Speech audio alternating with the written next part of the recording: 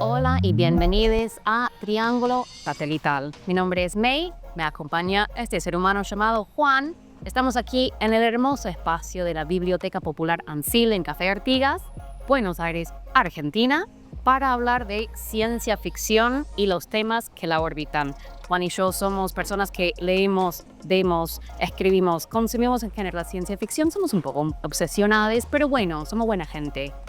Queremos hablar de ciencia ficción y trajimos a un invitado de lujo para abordar el tema de humor y ciencia ficción. Esa persona que se animó a acompañarnos en este primer capítulo de Triángulo Satelital es ni más ni menos que el autor y ensayista Michel Nieva. Michel, muchísimas gracias por acompañarnos. Gracias por invitarme, muy contento de estar acá, en esta cátedra de la ciencia ficción Ancil. Michel, muchos de sus libros están aquí en la Biblioteca Ancil, que incluyen sus primeras dos novelas, Sueñan los gauchoides con ñandúes eléctricos, la novela Ascenso y Apogeo del Imperio Argentino, dos libros de ensayos que incluyen Tecnología y Barbarie y Ciencia Ficción Capitalista, y la última novela que salió punta de Ciencia Ficción Capitalista por anagrama, que es La Infancia del Mundo, que está ahí con un mosquito que es parte de la tapa, no lo matamos nosotros, la verdad es muy grande el mosquito. Bueno, excelente, chicos. ¿Están listos para despegar? Le vamos a dar inicio.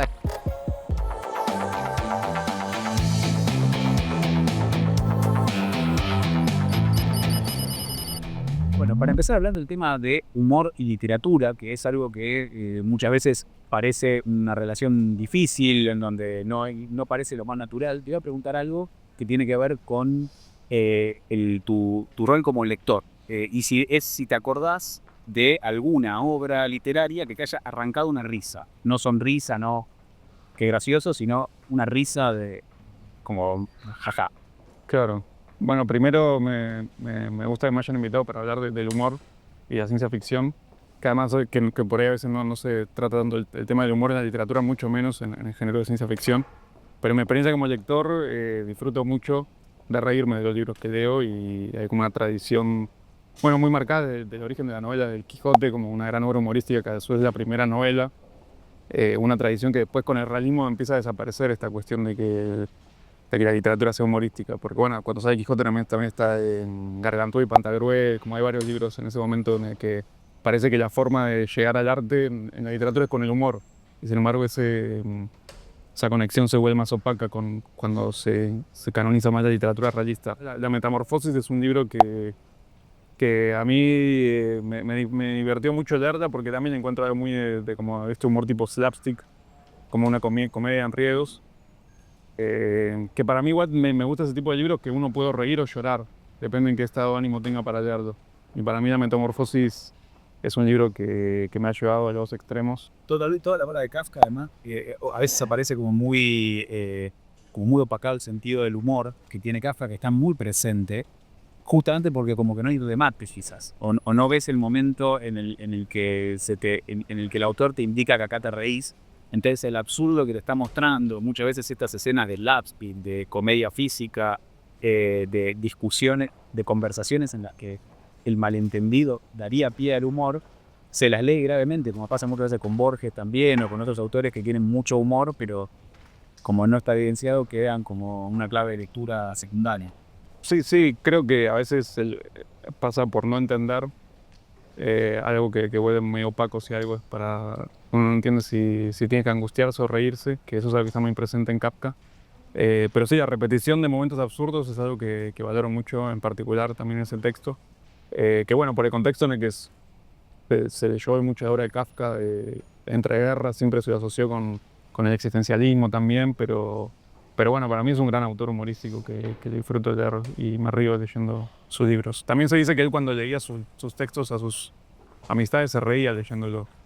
Eso al menos lo reivindica Deleuze cuando él también dice que es un autor humorístico. Pero bueno, cuando me preguntaste eso, no sé, pensé en La Metamorfosis. Me encanta esto como de encontrar el humor en lugares inesperados. Yo quizás no sería mi respuesta y por eso valoro tanto la respuesta porque yo no diría, oh, Kafka, es un cago de la risa. Me gusta mucho cuando yo estaba pensando esta temática, pensando ejemplos, pensando cómo cómo entiendo yo el humor en la ciencia ficción o en la literatura, y leyendo tus libros obviamente, vinculé un poco la idea del humor como algo compartido. Si yo experimento algo que me parece divertido en la calle, lo primero que quiero hacer es mandar un audio a una amiga para contarle la anécdota. Si tengo alguna ocurrencia que me parece muy divertida, voy y lo tuiteo. Si tuviera un Twitter andando, digamos. Me parece que existe como esa pulsión de compartir la risa y compartir esa cosa inesperada y sorprendente. Y te quería preguntar un poco cómo podemos pensar esto en relación con un contexto en el cual el capitalismo tardío nos pone en como una situación cada vez más agudizada de individualización. No, me parece que el humor quizás nos puede juntar de una manera lúdica y tierna. O quizás estoy siendo como muy pum para arriba, esperanzada. ¿Qué pensás? No, a mí me gusta eso que tiene el humor de que como tiene que ver con compartir no es algo que sea encerrado uno mismo, sino que se comparte en otras personas. Me acordaba algo escuchando en esa cartoon que reivindicaba también como una dimensión comunitaria del humor, como cuando el teatro se vuelve una especie de experiencia carnavalesca, digamos, en la que se pierde un poco la individualidad de las personas. Y para mí el humor tiene algo de eso. También por eso a veces es tan enigmático ver a una persona reírse con un libro, porque parece que está sola, pero es una experiencia, bueno, que se comparte. Puede ser, bueno, con la persona que lo escribió o con otras también. Pero bueno, el libro tiene esa paradoja también de que es una experiencia como fenómeno moderno, al menos individual, pero en la risa se abren otras dimensiones de lo comunitario. Claro, espacios compartidos de lectura, un taller, o incluso juntarte con alguien para hablar de la serie que viste. Hay como un momento diferido de compartir ese placer, ese goce que experimentamos leyendo el libro, viendo la serie o la película, que me parece que también se puede sociabilizar después. Hay algo usual en particular con la ciencia ficción, además, que es que para uno reírse de lo sorprendente, de lo inesperado, tenés que tener claro qué es lo esperable. Y el mundo de la ciencia ficción muchas veces, como propone un verosímil distinto, hace que sea más difícil reírme de que pase algo que no es lo que tendría que haber pasado. Es decir, propone un mundo distinto, entonces los 3 actos necesarios, un chiste, la repetición, cambio, como que de alguna manera te obliga a que quede muy claro que en ese mundo las reglas son estas, para que te rías de la inferencia, ¿no? Eso es algo distinto que tiene la ciencia ficción a lo que podría ser, no sé, la conjura de los necios, que es algo en el verosímil realista, ¿no? Claro. Sí, yo bueno, pensaba que hay como muchos como clichés propios de la ciencia ficción, más como de las primeras revistas, digamos, que como los gadgets, por ejemplo, que no sé, que hay un aparatito que apretas un botón y que a su vez tiene un nombre que es el super aparatito 4000, que es algo que tiende a ser gracioso porque es un poco como bizarro. Pero la ciencia ficción, como para salir de ese lugar en el que siempre se lo puso como un género menor, que es una maquinita que apretás un aparatito, tendió a la seriedad, me parece, como procedimiento, como para anular un poco el absurdo de que hay aparatos que hacen cosas que son insólitas y que hay que ponerles un nuevo nombre para digamos, designarlas porque no se sabe qué hacen. Entonces a mí me gusta igual reivindicar un poco esa dimensión de la ciencia ficción, de las máquinas que funcionan medio mal. Por ejemplo, uno de mis autores preferidos, que es Stanisław Lem, es como un gran humorista. Pero sí, es como una tradición un poco solapada dentro de un género que ya de por sí es tradicionalmente menor como lo de la ciencia ficción. Tomando así como lo que decías de ese momento que quizás tuvo la ciencia ficción de tener que hacerse valer como un género en serio.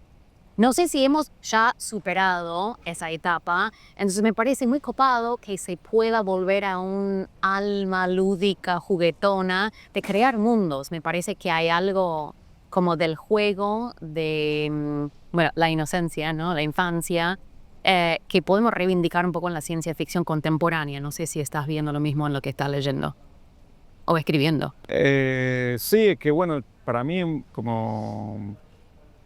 digamos, como potencia, el humor para mí, digamos, lo político es muy importante. Y para mí, digamos, es esa capacidad que tiene por ahí desnaturalizar situaciones que se toman por obvias o reflexionar sobre muchos temas. Pero lo que sí me parece es que está esa idea de que los grandes temas hay que tratarlos con grandilocuencia. Para mí es un poco al revés, como para pensar los grandes temas hay que sacarles un poco la importancia y eso es lo que permite el humor. Por ahí también ahora pasa bueno, que la ciencia ficción gana legitimidad porque hay muchas como mitologías de la inteligencia artificial o grandes temas como el cambio climático, que hay unas fuertes tradiciones en la ciencia ficción. Entonces por ahí personas que no vienen del género piensan que la ciencia ficción puede tratar con esos grandes temas, sobre esos grandes temas y que hay que tratarlos con grandilocuencia. Pero para mí un poco el humor permite, digamos, desmitificar mucho esos temas. Sí, son como todos procedimientos que distancian esto de decir como de naturalizar, ¿no? Como si fuera un extrañamiento sobre un mecanismo en donde quizás la seriedad tiene que estar y la percepción de quien escribe, la percepción de quien lee, de esa realidad compartida, pero para que después la distancia de la fantasía, la distancia del humor funcione para desautomatizar. O sea, al fin y al cabo también siendo quizás dos mecanismos de extrañamiento que confluyen a veces en estos modelos de ciencia ficción que aparecen también con New Weird o cosas así, en donde se mezcla a veces algunos fragmentos de ensayo, de reflexión, y también se desarticulan las formas narrativas más esperables, más naturales, y también los tres actos, ¿no? De la historia, que el camino del héroe, esas cosas se empiezan a dibujar en pos de que dé gracia, que sea más divertido, que sea sorprendente, que llegue una idea que tenga una relevancia política coyuntural. Todas estas estrategias que pronto, por ejemplo, y lo último que publicaste es como abriste por un lado el ensayo, por otro la novela, siendo que comparten una reflexión o comparten como ese origen. ¿Vos considerás que hiciste esa especie como de adenda de ensayo a la novela o son solamente como otros canales distintos que soldados? Sí, para mí como el extrañamiento es como en realidad sería el procedimiento. Como que para mí hay un crítico literario, Darko Subin, que es como el primer gran teórico de la ciencia ficción, que él dice que como que el gran procedimiento de la ciencia ficción lo llama el extrañamiento cognitivo. Como trata de relacionarlo con lo que siempre se pensó que tenía que ver con las vanguardias, pero para pensar en la ciencia ficción, que es el extrañamiento, pero lo pone en específico, como la diferencia específica del extrañamiento de la ciencia ficción, que es lo cognitivo, en el sentido que tiene que ver con una imaginación técnica. Y para mí ese es el lugar en el que aparece, que puede aparecer para mí, porque para mí como escritor me interesa más por ahí lo extraño, lo absurdo que el humor específicamente, que eso es lo que valoro mucho de Kafka, que se puede interpretar como humor, pero también como algo que genera una ansiedad porque es absurdo y le cuesta a uno encontrar una explicación. Pero para mí esa sería una palabra que para mí valoro mucho, el extrañamiento. Y volviendo a tu pregunta, sí, es que para mí la ciencia ficción lo que tiene, bueno, como que Ursula K. Le Guin menciona como esto de la propiedad para ella fundamental, que lo llama la bolsa transportadora, como que es como una especie de carrito que lleva muchas cosas de la ciencia ficción, que es narración, pero hay un poco, no sé, de robótica, de mecánica, de muchos, digamos, géneros de escritura que no necesariamente son la literatura. Entonces, como que a veces, digamos, para que funcione una narración de ciencia ficción, precisa de géneros que no son lo narrativo específicamente, sino que hay mucho explicativo. Entonces, como que hay algo híbrido en el género que precisa de lo pseudoensayístico, si se quiere. Entonces, a mí me gusta un poco jugar con esa hibridez. Como que la novela haya algo como una especie de ensayismo especulativo y en el ensayo que también haya momentos narrativos. Y entonces, bueno, a veces se confunden un poco. O sea, un poco como que yo pienso que tengo una faceta que es de ciencia ficción, otra de ciencia no ficción, que era mi escritura de ensayo, pero me gusta un poco que haya momentos en los que se cruzan, que me parecen por ello de la escritura los más interesantes, que no se tienen que ver con el humor necesariamente, aunque por ahí sí.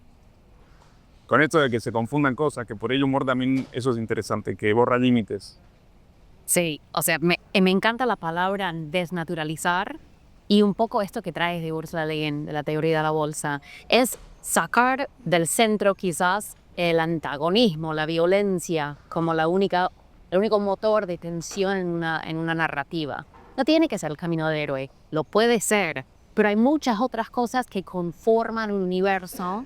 Y esta idea del humor como el golpe de ingenio, de lo inesperado, de correr del lugar al verosímil que tenemos como el chip puesto, me parece que se vincula a todo. Y esto de la desnaturalización, no quiero decir que la literatura tiene que tener una función social, pero me parece que hay algo ahí de dejar de lado un poco lo que pienso que va a suceder fatídicamente y abrir un espacio a lo inesperado. Eso lo encuentro yo un poco cuando estoy leyendo. No sé si tenés como una experiencia similar en la escritura o en la lectura. Sí, completamente. O sea, me parece que hay que aspirar un poco a ese lugar. O sea, ya un poco de... Porque bueno, también la ciencia ficción retoma a veces como géneros más antiguos, como bueno, la epopeya, la literatura de viajes. Justo ahora, bueno, estaba escribiendo algo sobre un libro de Angélica Borodicho de Trafalgar, que es sobre un viajero espacial. Y pensaba, bueno, cómo haya una épica de la literatura antigua de viajes que después en la modernidad se pierde, que se vuelve, bueno, como una mercancía turística, aunque el viaje espacial tiende a eso inminentemente, pero que pierde esa magia de la persona que hace un viaje y que después necesita contarla, como la figura del narrador que tiene una experiencia para contar un viaje. Y un poco la ciencia ficción retoma esos géneros antiguos, esta cuestión del embelezo de una aventura extraordinaria. Bueno, el primer libro de Verne creo que se llaman Viajes Extraordinarios, como que retoman un poco este embelezo que produce el placer de escuchar una historia insólita, que es algo que me parece que sí, que es muy lindo como lector de ciencia ficción. Retomás a Disher con esa obra y justamente tiene que ver, nosotros hablamos de algunas herramientas o géneros propios del humor, como la slapstick y comedia física, o de la parodia, o de la ironía, del absurdo, de lo inesperado, como son todas herramientas o dentro de la caja de herramientas del humor. Y en el caso de Trafalgar, una cosa muy interesante que ocurre es que se produce el humor, no tanto por el relato, como retomar la epopeya, porque podría ser, sino por una especie de lo que inesperado está en la labor del personaje. El personaje es un rosarino que es un vendedor ambulante, solo que en vez de ir casa por casa se va a otros planetas. Y habla como un tipo hablando como de una manera informal, en un café, con una amiga. Y la contradicción entre contar un viaje espacial y contarlo como un rosarino en un café es lo que produce que todo el tiempo te dé gracia, aunque quizás la historia que está contando efectivamente parece la ciencia ficción clásica. Sí, eso es muy lindo de poder mezclar un poco un género oral propiamente argentino, si se quiere, y también rosarino, como es la charla de café, con un género que siempre estuvo asociado por ahí al norte, Europa, Estados Unidos. Como que eso valoró mucho a Angélica Borodicho y que me gusta recuperarlo, intentar recuperarlo en mi escritura, que es una experiencia sudamericana de la tecnología y de pensar el futuro, que al menos como yo como lector, cuando leía ciencia ficción siempre era como algo que es de otro lugar. Por eso también pasa que se piensa por ahí un imaginario del sur es como provinciano, cuando en realidad todo ese imaginario, no sé, de Estados Unidos son como las provincias llevadas a Marte. Pero bueno, eso me parece...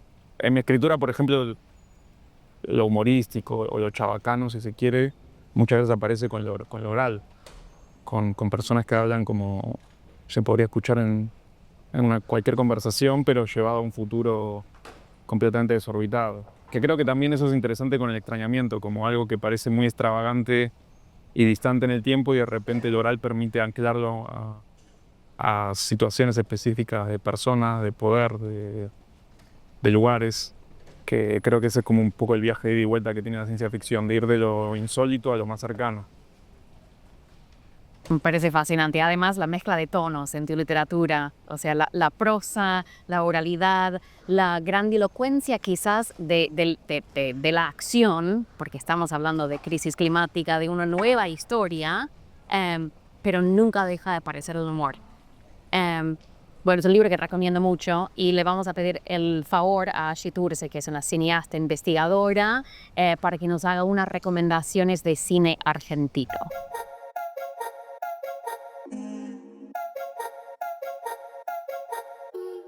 ¿Cómo están? Mi nombre es Ashi Tursi y fui invitada a esta sección para recomendarles o contarles de la existencia de alguna película argentina que tenga que ver con el tema que se está tratando en el capítulo.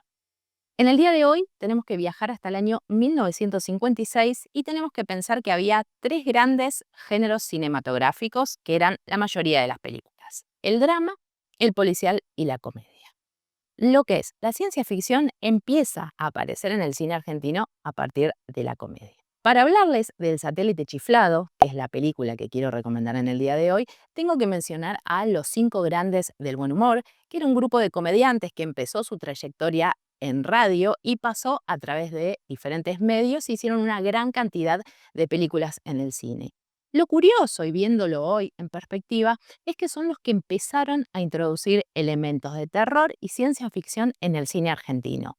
Por ejemplo, en la década del 40 estuvieron en Fantasmas asustados y Desalmados en pena, que eran comedias que introducían elementos formales como ser iluminación y algunos recursos del terror para generar un efecto cómico, y en El Satélite Chiflado lo hacen con elementos de la ciencia ficción. Es curioso si pensamos que nuestro país tiene cierta tradición literaria y mismo también de historietas relacionada con la ciencia ficción y los géneros fantásticos, pero en el cine estos géneros entran a través de la comedia, haciendo un camino inverso, por ejemplo, a lo que pasó con la Universal. La Universal estableció en la década del 30 un canon de monstruos, que son los monstruos clásicos del día, digo, el hombre lobo, Drácula, Frankenstein, y después de transitar varias películas, casi les diría una treintena de esos monstruos, llegan a través de la incorporación de Abbott y Costello a la parodia de esas mismas películas. Nosotros empezamos por la parodia. Entonces ahí, si quieren pensarlo un día o si quieren debatirlo en un bar entre copas, ¿qué pasó con eso? ¿Por qué no podemos tomar en serio, o no podíamos en aquel entonces tomar en serio esos géneros, en serio, entre comillas, y empezamos por la parodia? ¿Cómo influyó eso en que tomemos con seriedad otras obras de ciencia ficción y terror que vinieron después? Pero no me quiero poner pesada, volvamos al Satélite Chiflado. Es una película que está dirigida por Julio Saraceni. Saraceni es especialista en lo que es comedias y retomó en algunas películas de los últimos años de su carrera, como Patolandia Nuclear o Los Superagentes contra las Fantasmas. Él retoma elementos también de ciencia ficción. Paréntesis. Si quieren ver la saga de los superagentes aparte, ellos también empiezan a través de la comedia a meter muchas cosas de espionaje. Ahí aparece el personaje del científico loco, aparecen muchos tipos de bombas, digo, aparecen un montón de elementos de películas que no son propiamente argentinas, pero ellos de alguna manera también desde la comedia se empiezan a apropiar de todo eso. En esta película en particular, en El Satélite Chiflado, el grupo de Los Cinco Grandes del Buen Humor interpreta a un grupo de músicos que viaja a otro país de Latinoamérica a probar suerte. Entonces tratan de hacer diferentes números musicales, prueban suerte en bares, les va mal y tienen que pagar el hotel donde se estaban hospedando.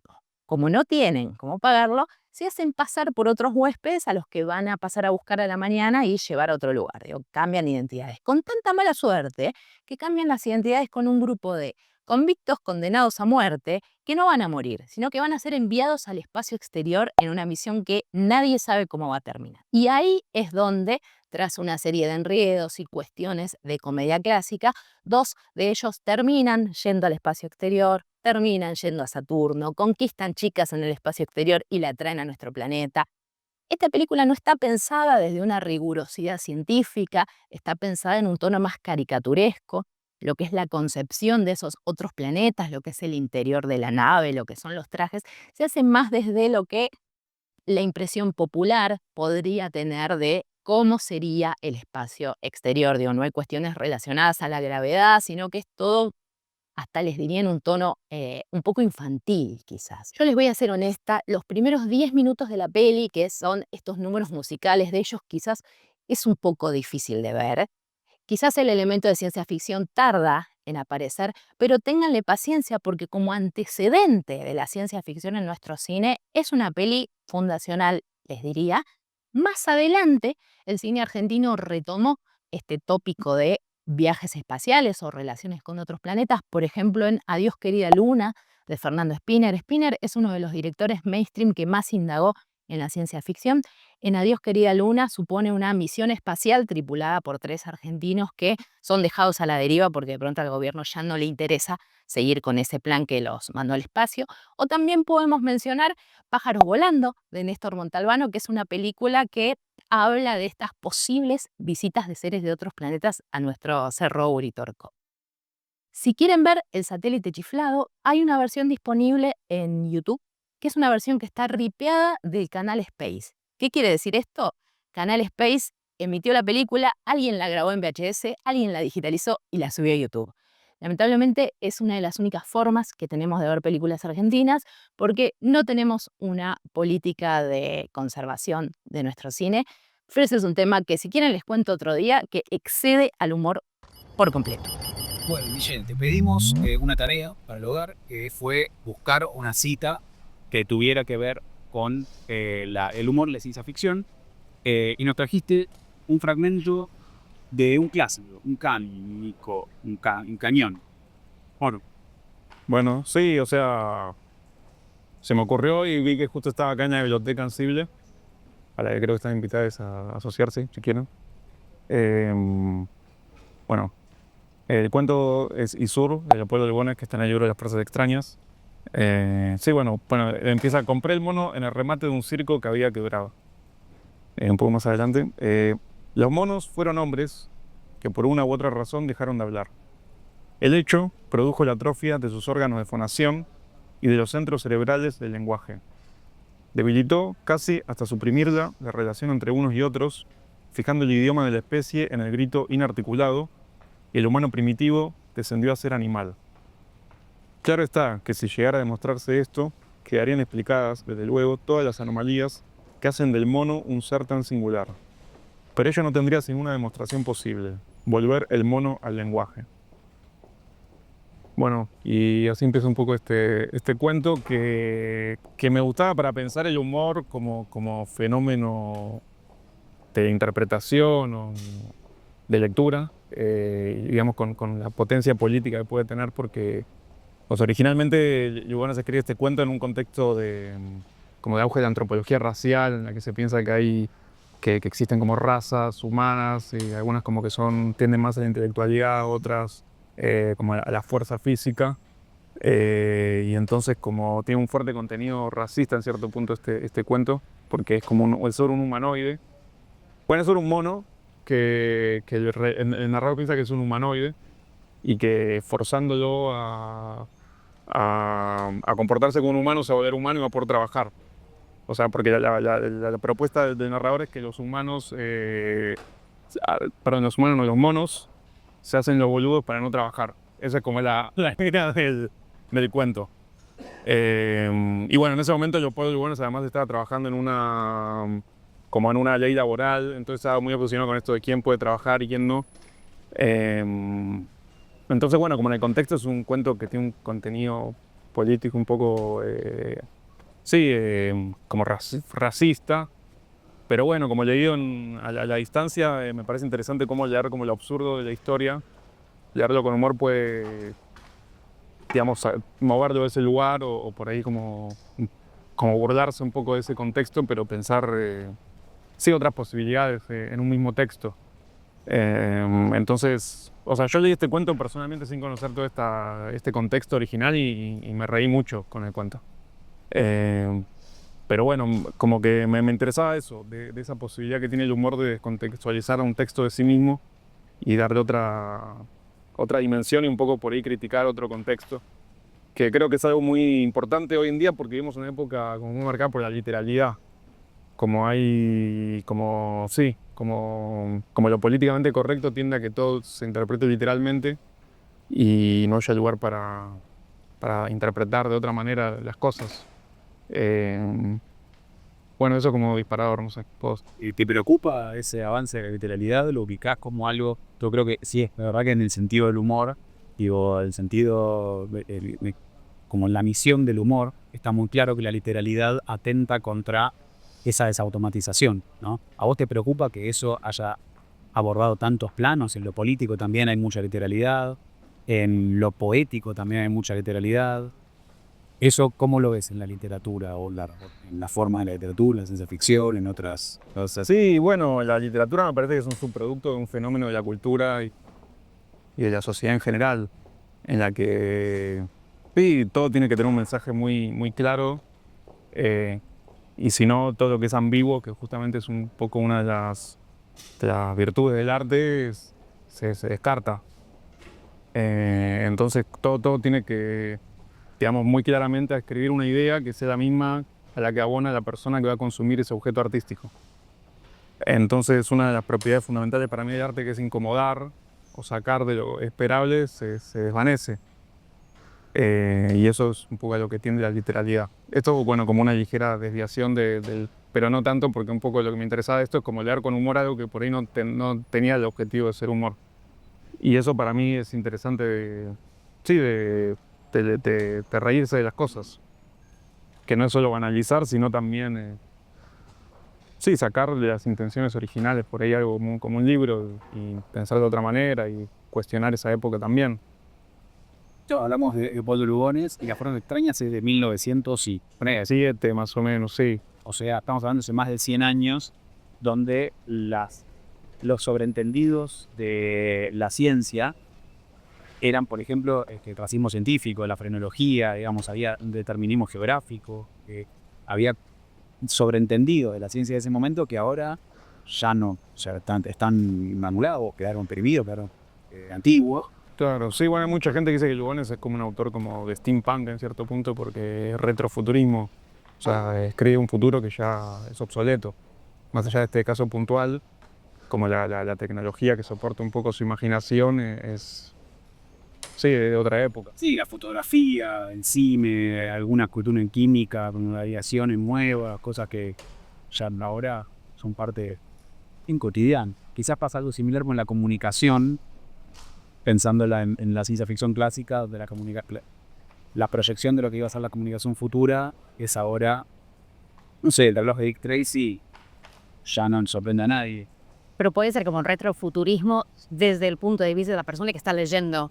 Que un poco tenemos esa idea del lector ideal, de la persona que esta persona ideal que yo estoy creando en mi cabeza va a entender este chiste, sabe que yo estoy tirando oro acá y esto va a ser genial.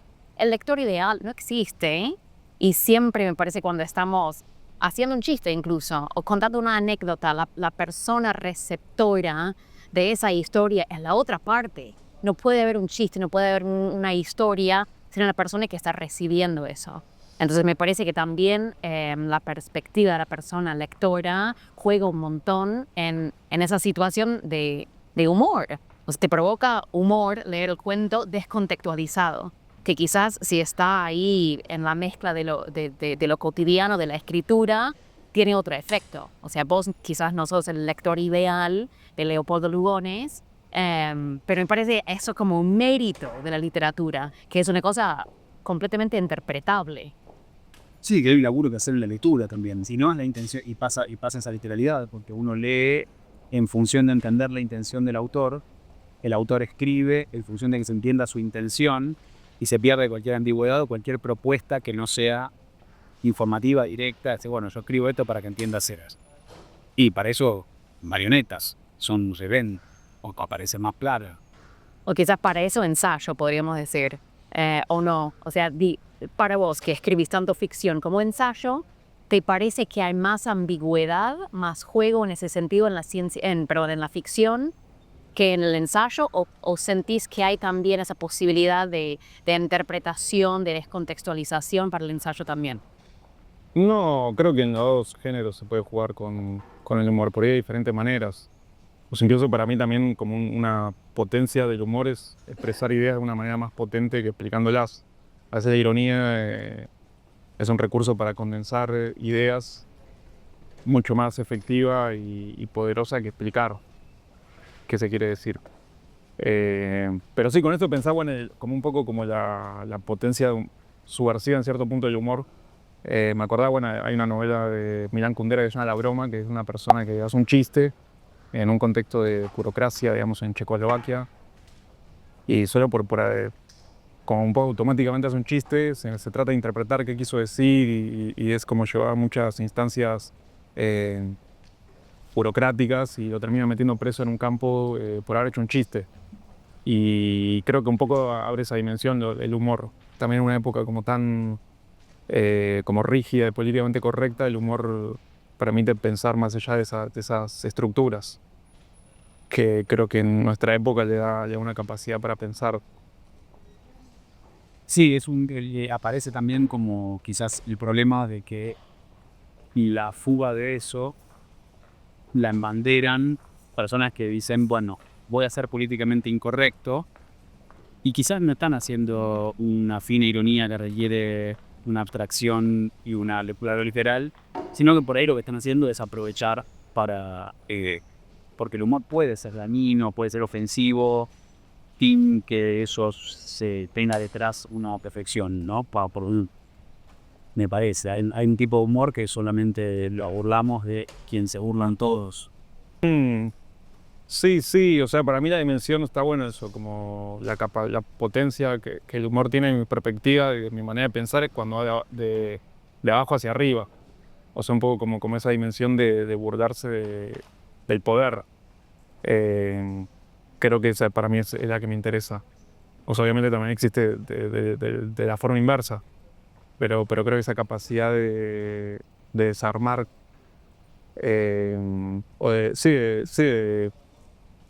de demostrar de que no son como las falencias de muchas estructuras que parecen muy sólidas y es algo que una potencia del humor. Pero siempre a mí me interesa cuando va de ese sentido, como de abajo hacia arriba.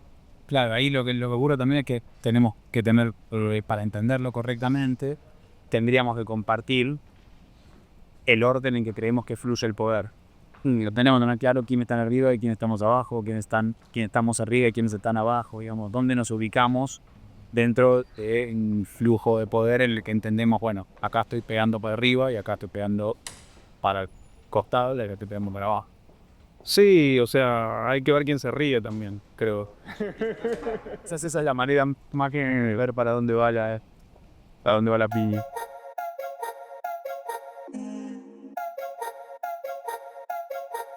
Bueno, para ir cerrando un poco esta conversación que nos ha dado para pensar y para reír, vamos a dar algunas recomendaciones de libros, series, objetos culturales que vinculamos de algún modo con el humor. Michelle, ¿te gustaría empezar? Sí, me tomaron por sorpresa y no se me ocurría nada que sea necesariamente humorístico, así que elegí una novela solamente de ciencia ficción. Está perfecto. Es El foso de Mabuya, de Eric Mota, que es un escritor cubano. Me gusta mucho y sacó esta novela por una editorial colombiana que es Vestigio y es como una especie de retrofuturismo afrocaribeño, como una especie de máquina computacional que se inventa previamente a las computadoras occidentales en Cuba, y es como toda la historia que se dispara a partir de ahí, y es una novela que me gustó mucho. No sé si es humorística, pero es ciencia ficción, cumple con uno de los requisitos que había. Bueno, yo voy a recomendar Sherry Postmundo de Horacio Boyce, a.k.a. Orlán, editada por Etendy de las Ideas. Es una historieta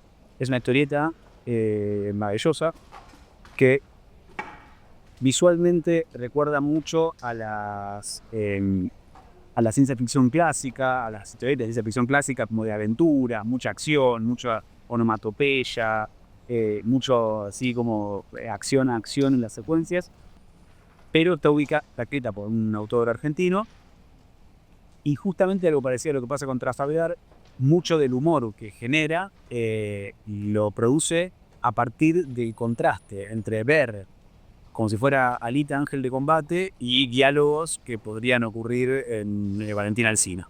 De hecho, que lo quería regalar. Muchas gracias, sí, me encanta, justo te estaba mirando y me dio ganas de leerlo, así que te agradezco muchísimo. Si leyeron, si han visto, quizá durante la pandemia, El Pequeño Timmy, que era una historieta que publicaba Orlán periódicamente en sus redes, es el mismo autor, y los personajes, Jenny y de su hermano, son de esa historieta pero de pronto pasa de ser una cosa costumbrista, como con exageraciones y todo, pero en el presente, a un futuro postapocalíptico, una Argentina, en un planeta Tierra arrasado con aliens. Huesos. Excelente. Me dejaste súper mal parado, pero yo no traje un real. Estas son las cosas que se ensayan antes, Juan. Bueno, voy a recomendar un libro entonces. Yo estaba pensando esto del humor como algo que se aleja del antagonismo, de la seriedad, de la gravedad, de tener que tratar todo desde la tensión, que quizás sería una forma de acercarnos a la ternura, a lo naif, quizás, o cosas que rozan en lo naif. Y pienso en una escritora estadounidense que se llama Becky Chambers, que se vincula mucho con el Hope Punk, el Solar Punk, que tiene una novela que se llama El largo viaje a un pequeño planeta iracundo y una serie de novelas que se llaman Monje y Robot. Y me parece que sus libros son fenomenales justamente porque dejan un poco de lado esta idea de que tiene que ser una space opera de alienígenas que se matan. Quizás hay también un espacio en la space opera para alienígenas que se aman, que se contienen, que se quieren, que por ahí cogen en una plaza pública, qué sé yo. Y me encantó leer sus novelas porque me puso en ese lugar incómodo de decir, ¿es muy naif esto o simplemente yo tengo el chip puesto de que lo único que se puede escribir en ciencia ficción es una batalla con pistolas láser? Y me gusta que me incomode un poco y me haga cuestionar mis formas de leer. Así que bueno, para la recomendación de Becky Chambers, vamos a dejar esta charla aquí. Muchísimas gracias a Michelle Nieva, a mi compañero Juan, a la Biblioteca Popular Ansible por siempre brindarnos este espacio tan hermoso. Gracias a todos ustedes por acompañarnos. Por favor, ahora viene el pedido. Síganos en redes, Triángulo Satelital, en Instagram, en YouTube. Dennos like, déjenos comentarios. Ahóguennos en amor y ñoñez, que si hemos de morir, qué manera de morir. Amor y ñoñez. Chiques, muchísimas gracias. Besos. Ustedes, muchísimas gracias. ¿También quieren decir algo a la gente linda por ahí? No, ha sido un placer. Sí, muy bien. Sí. Bueno.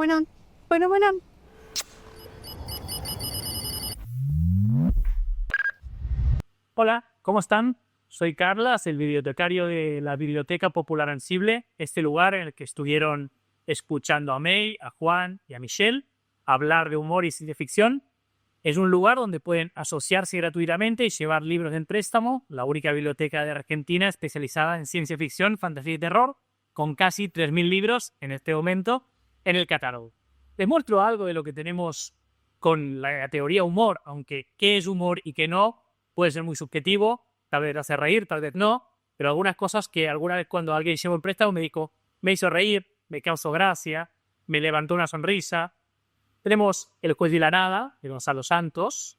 Tenemos El coloso justicialista, de Juan Ruoco. Yéndonos más lejos en el tiempo y en el espacio, tenemos la trilogía del El éxodo de los gnomos, de Terry Pratchett. O Ubik, por ejemplo, de Philip Dick. Y también incluso el Congreso de Futurología de Stanisław Lem puede verse como algo humorístico o no. Gracias.